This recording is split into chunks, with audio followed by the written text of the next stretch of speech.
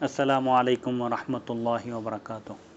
باب العلم انواریہ educational society اور جامعہ انواریہ کے زیر اہتمام قرآن مجید کی تفسیر کے علاوہ احادیث شریفہ کی معتبر اور مستند کتب بشمول صحاح ستہ اور دیگر اہم اسلامی علوم پر 200 سے زائد کتابوں کی آڈیو اور ویڈیو ریکارڈنگ کا سلسلہ جاری و ساری ہے۔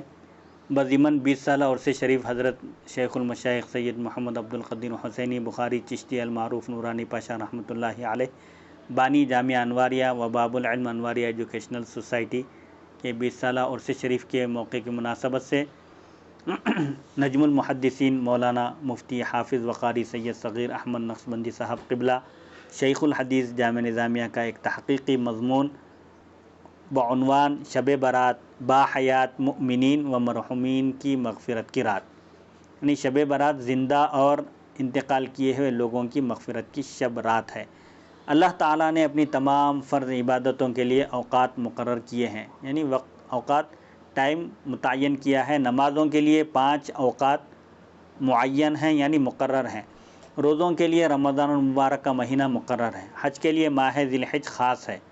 زکوٰۃ کی فرضیت کے لیے سال کی تکمیل، سال کا کمپلیٹ ہونا لازم ہے، اور یہ ساری عبادتیں انہی اوقات اور مخصوص ماہ میں، مخصوص مہینوں میں قبول ہوتی ہیں، اور عبادتوں کی ادائیگی میں بندوں کے گناہ معاف ہوتے ہیں، درجات بلند ہوتے ہیں، قرب الہی نصیب ہوتا ہے۔ اسی طرح دعاؤں کی جلد مقبولیت کی خاطر بھی اوقات مقرر ہیں، جیسے جمعہ کے دن ایک گھڑی، تہجد کے وقت، شب قدر، افطار کے وقت،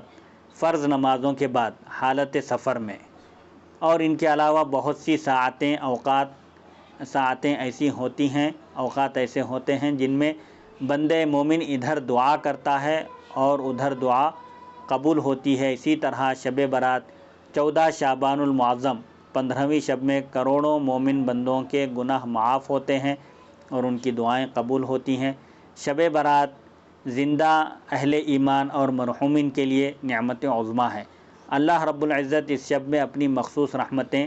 اپنے بندوں پر نازل کرتا ہے، لاکھوں گناہ گاروں کے گناہ معاف فرماتا ہے۔ چنانچہ حدیث شریف میں ہے، ام المؤمنین حضرت عائشہ صدیقہ رضی اللہ تعالی عنہ فرماتی ہیں کہ ایک رات میں نے نبی اکرم صلی اللہ علیہ وسلم کو اپنے بستر پر نہ پایا تو میں آپ صلی اللہ علیہ وسلم کی تلاش میں نکلی۔ میں نے رسول انور صلی اللہ علیہ وسلم کو تلاش کرتے ہوئے جنت البقیع میں پایا کہ آسمان کی طرف رحمت عالم صلی اللہ علیہ وسلم اپنا سر اقدس اٹھائے ہوئے ہیں۔ مجھے دیکھ کر آپ نے فرمایا، ان اللہ ینزل لیلۃ النصف من شعبان الی السماء الدنیا فیغفر لاکثر من عدد شعر غنم کلب۔ ترمذی، ابن ماجہ، مسند احمد میں یہ روایت موجود ہے۔ یقیناً اللہ تعالیٰ نصف شعبان کی شب آسمان دنیا پر اپنی شان کے مطابق جلوہ فرماتا ہے۔ اللہ تعالیٰ کی رحمت نازل ہوتی ہے آسمان دنیا کی طرف، اور قبیلہ بنو کلب کی بکریوں کی تعداد سے زائد لوگوں کی مغفرت فرماتا ہے۔ بنو کلب یہ ایک عرب کا مشہور قبیلہ ہے جن کے پاس بکریاں بہت زیادہ تعداد میں ہوا کرتی تھی۔ آپ نے سمجھانے کے لیے فرمایا تشبیہ دے کر کہ قبیلہ بنو کلب کی بکریاں جتنی ہیں ان بکریوں کے بالوں کی تعداد سے بھی زیادہ لوگوں کی اللہ تعالیٰ اس شب میں مغفرت فرماتا ہے۔ بندہ مومن کے لیے اس سے بڑھ کر کون سی خوشی کی بات ہو سکتی ہے، جس رات اس کے گناہ معاف ہو جائیں اور اس کا شمار نیک لوگوں میں ہو جائے۔ یقیناً گناہی کی وجہ سے انسان سزا اور عذاب کا مستحق قرار پاتا ہے، اگر گناہی باقی نہ رہیں تو عذاب سے نجات پاتا ہے اور ثواب کا مستحق قرار پاتا ہے۔ مگر ان ساری نعمتوں کا مستحق وہی شخص ہے جو اس رات رجوع الی اللہ ہو، اللہ کی طرف رجوع ہو اور اپنے گناہ معاف کرانے کی تڑپ رکھتا ہو، اور جو حضرات خواب غفلت میں پڑے رہتے ہیں، اس شب سے استفادہ نہیں کرتے، اس شب کی اہمیت کو نہیں سمجھتے، نہ عبادتیں کرتے ہیں اور نہ ہی دعائے مغفرت کا اہتمام کرتے ہیں، ایسے لوگ اس شب کی بہت بڑی نعمت سے محروم ہو جاتے ہیں۔ بے شک نعمت اسی کو ملتی ہے جو اس نعمت کو حاصل کرنے کا خواہش مند ہو اور اس کی خاطر کوشش کرتا ہو۔ یقیناً رب کریم کو سب سے زیادہ خوشی اس بندے سے ہوتی ہے جو اس کی بارگاہ میں اپنے گناہوں کی مغفرت کی دعا کرتا ہے، اپنے گناہوں کی مغفرت طلب کرتا ہے اور اس کے آگے ہاتھ پھیلاتا ہے، اپنی ضروریات کو مانگتا ہے۔ چنانچہ حدیث شریف میں ہے، عن ابی ہریرہ رضی اللہ عنہ ان رسول اللہ صلی اللہ علیہ وسلم قال قال اللہ عز وجل انا عند ظن عبدی بی وانا معہ حیث ذکرنی۔ بخاری شریف کی ایک مشہور روایت ہے، حضرت ابو ہریرہ رضی اللہ عنہ سے روایت ہے کہ حضور اقدس صلی اللہ علیہ وسلم نے ارشاد فرمایا، اللہ بزرگ و برتر کا ارشاد ہے کہ میں اپنے بندے کے خیال کے مطابق اس کے میرے ساتھ گمان کے مطابق اس کے ساتھ میں معاملہ کرتا ہوں، وہ میرے ساتھ جیسا گمان رکھتا ہے، یعنی جو میرے بارے میں جیسا گمان کرے، جیسا گمان رکھے، میں اس کے ساتھ ویسا ہی سلوک کرتا ہوں، اور میں اپنے بندے کے ساتھ ہوں جہاں بھی وہ مجھے یاد کرتا ہے، یعنی میری نصرت اور میری مدد، میری رحمت بندے کے ساتھ شامل حال ہوتی ہے، وہ جہاں کہیں بھی رہ کر میرا ذکر کرتا ہے۔ پھر حضور اقدس صلی اللہ علیہ وسلم نے ارشاد فرمایا، اللہ کی قسم اس میں شک نہیں کہ اپنے بندے کی توبہ سے اللہ تعالیٰ اس سے بھی زیادہ خوش ہوتا ہے۔ ایک مثال دے کر سمجھایا گیا، جب تم میں سے کسی کا سامان سواری سمیت بیابان یعنی جنگل میں گم ہو جائے اور پھر وہ اس کو پالے۔ عرب میں قدیم زمانے میں لوگ اونٹوں پر، گھوڑوں پر، خچروں پر، جانوروں پر سوار ہو کر سفر کیا کرتے تھے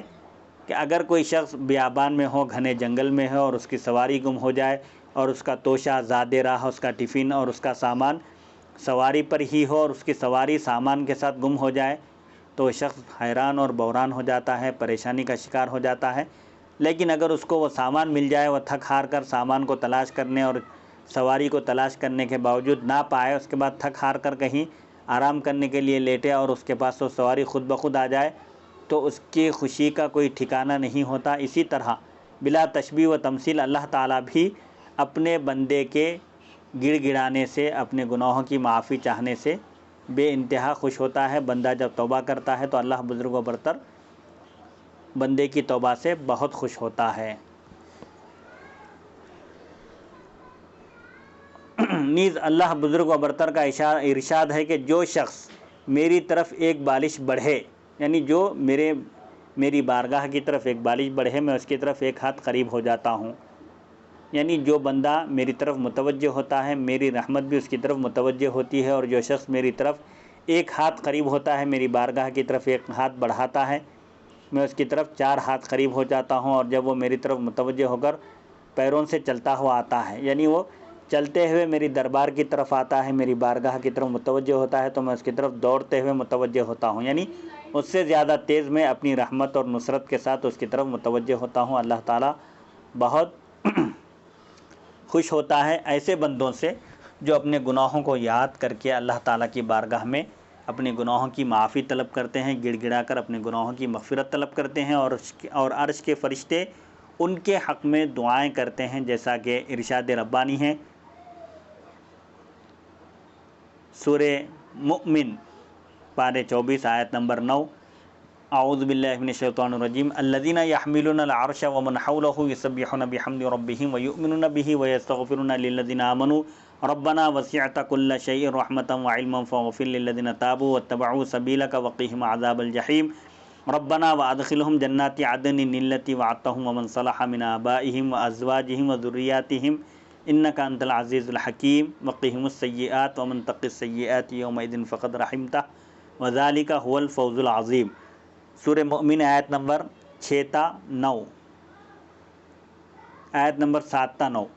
دیکھو جو فرشتے عرش کو تھامے ہوئے ہیں، اٹھائے ہوئے ہیں، اور جو اس کے ارد گرد یعنی اس کے اطراف و اکناف حلقہ باندھے ہوئے ہیں، حلقہ بنائے ہوئے ہیں، وہ سب اپنے پروردگار کی تعریف کے ساتھ تسبیح کرتے رہتے ہیں، یعنی اللہ کی پاکی بیان کرتے رہتے ہیں اور اس پر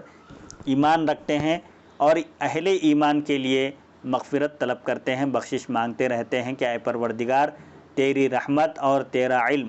ہر چیز کو احاطہ کیے ہوئے ہیں، یعنی ہر چیز کو گھیرے ہوئے ہیں، ہر چیز تیرے علم اور تیری رحمت کے احاطے میں ہے، تو جن لوگوں نے توبہ کی اور تیرے راستے پر چلے ان کو بخش دے، ان کے گناہوں کو معاف کر دے اور ان کو دوزخ کے عذاب سے بچا لے۔ اے ہمارے پروردگار ان کو ہمیشہ رہنے والی بہشتوں میں داخل کر، جنتوں میں داخل کر،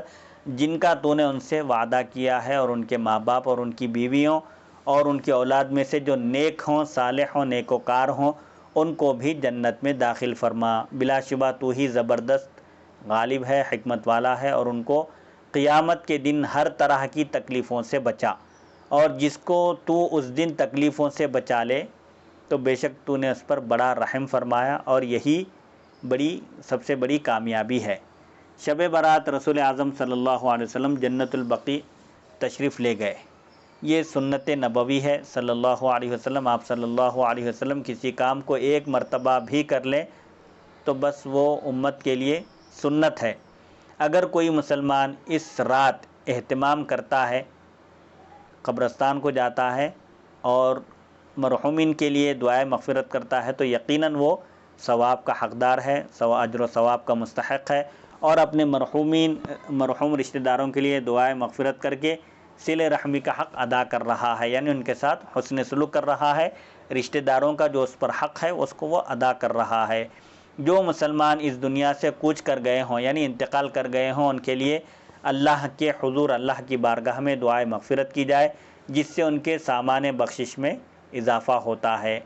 اس کے متعلق نبی اکرم صلی اللہ علیہ وسلم کا فرمان ہے، وعن عبداللہ ابن عباس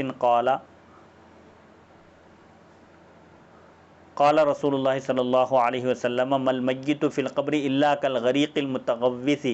ینتظر دعوة تلحقه من اب او من اخ او صدیق الی آخرہ۔ شعب الایمان میں بیہقی نے اس کی روایت کی ہے۔ حضرت عبداللہ بن عباس رضی اللہ عنہما سے روایت ہے کہ نبی اکرم صلی اللہ علیہ وسلم نے فرمایا کہ مردہ مرحوم اپنی قبر میں ڈوبنے والے کی طرح ہوتا ہے، جیسے دریا میں ڈوبنے والا چاہتا ہے کہ کوئی اسے ڈوبنے سے بچائے، کوئی اس کو سہارا دے، اسی طرح مردہ قبر میں اپنے ماں باپ یا بھائی یا کسی عزیز رشتہ دار کی طرف سے دعا کا، ایصال ثواب کا منتظر رہتا ہے، انتظار کرتا رہتا ہے۔ جب اسے دعا پہنچتی ہے، یعنی کوئی رشتہ دار، کوئی بھی مسلمان اس کے حق میں دعائے مغفرت کرتا ہے تو اسے دنیا کی تمام چیزوں سے زیادہ پیاری ہوتی ہے وہ دعائے مغفرت اور ایصال ثواب۔ اور اللہ دعا کرنے والوں کی وجہ سے اہل قبور کو، یعنی قبروں میں جو لوگ دفن ہیں، ان کو پہاڑوں کے برابر ثواب عطا فرماتا ہے۔ لہذا زندوں کا مردوں کے لیے تحفہ دعائے مغفرت ہے کہ مرحومین کی مغفرت کے لیے دعا کی جائے اور ان کے لیے ایصال ثواب کیا جائے۔ اس حدیث سے یہ بات واضح ہوتی ہے کہ مردوں کے لیے، یعنی جو انتقال کر چکے ہیں، مرحومین ہیں، ان کے لیے دعائے مغفرت کرنی چاہیے، کیونکہ استغفار سے، مغفرت طلب کرنے سے، ان کے گناہوں کی معافی چاہنے سے انہیں عالم برزخ میں، قبر میں راحت حاصل ہوتی ہے۔ اگر کسی کو عذاب ہو رہا ہو تو اس کے عذاب میں تخفیف ہو جاتی ہے یا اس کا عذاب اٹھا لیا جاتا ہے، اور جو نیک لوگ ہوتے ہیں ان کے مراتب میں اضافہ ہوتا ہے، عذاب میں کمی کی جاتی ہے، یا پھر مکمل طور پر ان کے قبر سے عذاب اٹھا لیا جاتا ہے۔ اور جو نیک لوگ ہوتے ہیں، جو گناہگار ہیں، ان کے گناہ معاف ہو جائیں گے زندے ان کے حق میں دعائے مغفرت کرنے سے، اور جو آلریڈی جو نیک لوگ ہیں، نیکوکار ہیں، ان کے درجات میں اضافہ ہوتا ہے، ان کے درجات بلند ہوتے ہیں دعائے مغفرت کرنے سے، ایصال ثواب کرنے سے۔ ایسے ہی ایک اور حدیث پاک میں مرحوم ماں باپ کے لیے دعائے مغفرت کی تاکید کی گئی ہے۔ لہذا اگر کسی مسلمان کے والدین اس دنیا سے رخصت ہو چکے ہوں تو ان کی اولاد اگر ان کے لیے دعائے مغفرت کا اہتمام کرے تو انہیں قبر میں بہت فائدہ پہنچتا ہے۔ اس کے متعلق نبی اکرم صلی اللہ علیہ وسلم کا فرمان ہے، وعن انس رضی اللہ عنہ قال قال رسول اللہ صلی اللہ علیہ وسلم ان العبد لیموت والداہ او احدہما وانہ لعاق فلا یزال یدعو لہما ویستغفر لہما حتی یکتبہ اللہ بارا۔ مشکاۃ المصابیح۔ حضرت انس رضی اللہ عنہ سے روایت ہے کہ نبی اکرم صلی اللہ علیہ وسلم نے ارشاد فرمایا، اگر کسی کے والدین وفات پا جاتے ہیں، وہ انتقال کر گئے ہوں، یا ان دونوں میں سے کوئی ایک، والد یا والدہ انتقال کر جائیں، اور یہ شخص ان کا نافرمان رہا ہو، ان کی نافرمانی کرتا رہا ہو اور ستاتا رہا ہو ان کو ان کی اپنی زندگی میں، اب اگر یہ شخص موت کے بعد ان کے لیے دعا کرتا ہے اور استغفار کرتا رہتا ہے، والدین کی مغفرت کا اہتمام کرتا ہے، ایصال ثواب کرتا ہے، ان کے گناہوں کے لیے گڑ گڑا کر ان کے گناہوں کی مغفرت طلب کرتا ہے، تو اللہ تعالیٰ اس بندے کو ماں باپ کے ساتھ حسن سلوک کرنے والوں میں لکھ دیتا ہے۔ اس لیے نیک اولاد ماں باپ کے لیے باعث رحمت ہے۔ اسی طرح دوستوں یا دیگر رشتہ داروں کی دعائے مغفرت سے میت کو ثواب پہنچتا ہے، اور یقیناً یہ مردوں کے لیے ایک نہایت ہی قیمتی تحفے کی حیثیت رکھتی ہے دعائے مغفرت۔ یہ یاد رہے کہ بدنی عمل یعنی بدنی عبادت جیسے فرض نماز اور روزہ خود اپنے ہی ادا کرنے سے ادا ہوتا ہے، لیکن ثواب مرنے کے بعد بھی میت کو پہنچتا رہتا ہے۔ یعنی بدنی عبادات میں نیابت جائز نہیں ہے، کسی کی طرف سے نماز نہیں پڑھی جا سکتی، کسی کی طرف سے اس کا روزہ رکھا نہیں جا سکتا، لیکن کسی کی طرف سے صدقہ دیا جا سکتا ہے، خیرات کیے جا سکتے ہیں۔ لہٰذا صدقات و خیرات یا محض یعنی خالی دعا و استغفار کے ذریعے میت کے لیے دعائے مغفرت کرنی چاہیے۔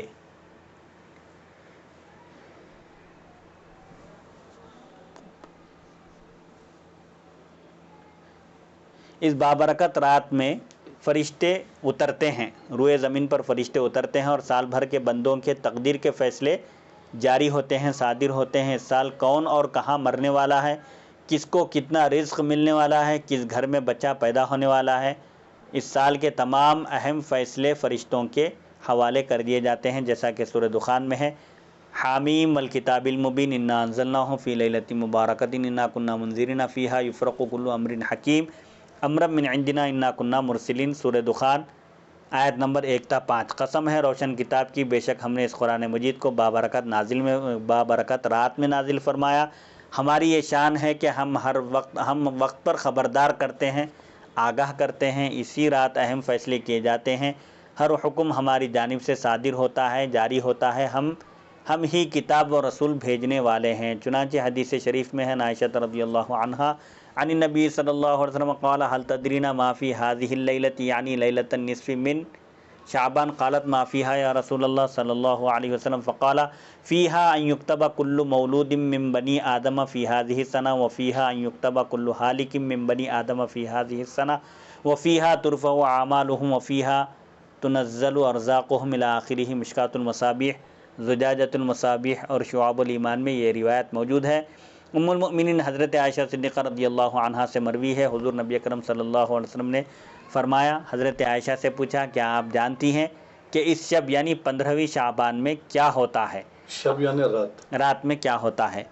آپ رضی اللہ عنہا نے عرض کی، یا رسول اللہ صلی اللہ علیہ وسلم، اس رات میں کیا ہوتا ہے؟ تو آپ صلی اللہ علیہ وسلم نے ارشاد فرمایا، اس سال جتنے لوگ پیدا ہونے والے ہیں ان کے نام لکھ دیے جاتے ہیں، یعنی فیصلہ کیا جاتا ہے کہ کتنے لوگ پیدا ہونے والے ہیں، اور اس شب میں، اس رات میں جتنے لوگ فوت ہونے والے ہیں، آئندہ سال تک جتنے لوگ انتقال کرنے والے ہیں، ان سب کے نام لکھ دیے جاتے ہیں، اور اس میں لوگوں کے اعمال، اس رات میں لوگوں کے اعمال اللہ تعالیٰ کی بارگاہ میں پیش کیے جاتے ہیں، اور ان کی روزی کے دیے جانے کا فیصلہ لکھا جاتا ہے، روزی کا بھی فیصلہ کر دیا جاتا ہے۔ اس حدیث شریف سے واضح ہے کہ اس رات میں عمر، رزق، حیات اور موت کے اہم فیصلے ہوتے ہیں۔ نہیں معلوم ہم میں سے کون اس عالم فانی سے یعنی اس دنیا سے عالم باقی آخرت کی طرف روانہ ہونے والا ہے، اور کس کا رزق جانے والا ہے، اور کس کا رزق درمیانی سال میں ہی ختم ہونے والا ہے۔ اس لیے آخرت کی تیاری کرنا ہر ایک پر لازم اور ضروری ہے۔ رجوع الی اللہ ہونے یعنی اللہ کی طرف رجوع ہونے والوں کے لیے خوشخبری ہے کہ رب کریم کی شان کریمی دیکھیے، ایک طرف اس رات موت و حیات و رزق کے فیصلے ہوتے ہیں، اور دوسری طرف اللہ تعالیٰ کی رحمت اپنے بندوں کی طرف متوجہ ہو کر کہتی ہے کوئی جو ہماری طرف رجوع ہو کر اپنی تقدیر کو بدلوا لے۔ یہ ندائیں ساری رات ہوتی رہتی ہیں۔ چنانچہ حدیث شریف میں ہے کہ عن علی رضی اللہ عنہ قال قال رسول اللہ صلی اللہ علیہ وسلم اذا كانت لیلۃ النصف من شعبان فقوموا لیلها وصوموا نهارها فإن الله ينزل فيها لغروب الشمس الى سماء الدنيا الى آخرہ۔ بیہقی۔ حضرت سیدنا علی رضی اللہ عنہ سے روایت ہے، آپ نے فرمایا، سیدنا رسول اکرم صلی اللہ علیہ وسلم نے ارشاد فرمایا، جب شعبان کی 15ویں رات ہو تو اس رات کو قیام کرو، یعنی رات میں جا کر عبادت کرو، اور اس کے دن میں روزہ رکھو، رات میں عبادت کرو، کیونکہ اللہ تعالیٰ اس رات سورج ڈوبنے کے بعد سے آسمان دنیا یعنی پہلے آسمان کی طرف اللہ تعالیٰ کی رحمت متوجہ ہوتی ہے۔ اللہ تعالیٰ نزول اجلال فرماتا ہے، یعنی اپنی شان کے مطابق آسمان دنیا کی طرف اللہ کی رحمت متوجہ ہوتی ہے، اور ارشاد فرماتا ہے اللہ تعالیٰ، ہے کوئی اپنے گناہوں کی مغفرت کا طالب کہ میں اس کو بخش دوں؟ کیا کوئی رزق چاہنے والا کہ میں اس کو روزی دوں؟ کیا کوئی مصیبت کا مارا ہوا ہے کہ میں اس کو عافیت دوں؟ کیا کوئی ایسا ہے؟ یہ ندا ہوتی رہتی ہے یہاں تک کہ فجر طلوع ہو جاتی ہے، یعنی سورج کے غروب ہونے کے بعد، ڈوبنے کے بعد سے لے کر دوسرے دن کا سورج طلوع ہونے تک اللہ تعالیٰ کی رحمت متوجہ ہو کر ندا دیتی ہے، کہتی ہے کوئی اگر اپنے گناہوں کا طالب ہے تو میں اس کے گناہوں کو بخش دوں گا، اگر کوئی روزی چاہتا ہے تو میں اس کو روزی عطا کروں گا، کوئی بیمار ہے تو میں اسے شفا دوں گا، کوئی مصیبت کا مارا ہے تو میں اس کو عافیت عطا کروں گا۔